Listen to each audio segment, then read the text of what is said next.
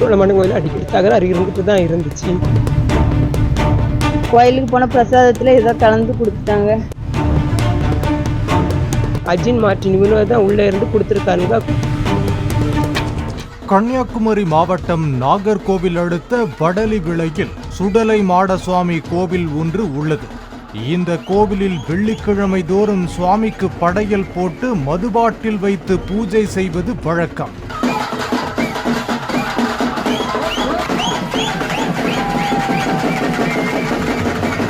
பூஜை முடிந்ததும் பிரசாதமாக படையலில் இருந்த பொருட்கள் பக்தர்களுக்கு பிரித்து கொடுக்கப்படும். அந்த வகையில் சம்பவத்தன்று படையலில் இருந்த மதுபாட்டிலை வாங்கிச் சென்ற செல்வகுமார் மற்றும் அருள் ஆகியோர் அங்குள்ள மயானத்தில் அமர்ந்து மது அருந்தி உள்ளனர். மது அருந்திய சிறிது நேரத்திலேயே இரத்த வாந்தி எடுத்த அருளும் செல்வகுமாரும் பைக்கை ஓட்டிக்கொண்டு வீட்டுக்கு புறப்பட்டனர். வழியில் மயங்கிச் சரிந்தனர்.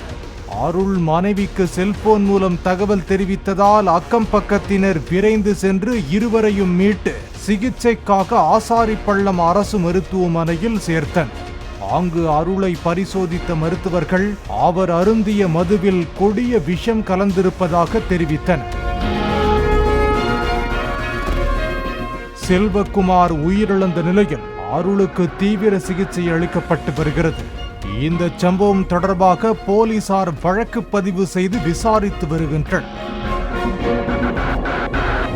இதற்கிடையே சுடலைமாட சுவாமிக்கு வைத்திருந்த மதுவை குடித்ததால் அருள் இரத்த வாந்தி எடுத்து உயிரிழந்ததாக தகவல் பரவிய நிலையில் கோவில் கணக்கு வழக்குகளில் 5 லட்சம் ரூபாய் வரை நிர்வாகிகள் முறைகேட்டில் ஈடுபட்டதாகவும் அதனை தட்டி கேட்டதால் ஆத்திரமடைந்த இருவர் விஷம் கலந்த மதுவை படையலில் இருந்த மது என்று கொடுத்ததாக அவரது உறவினர்கள் புகார் தெரிவித்தனர்.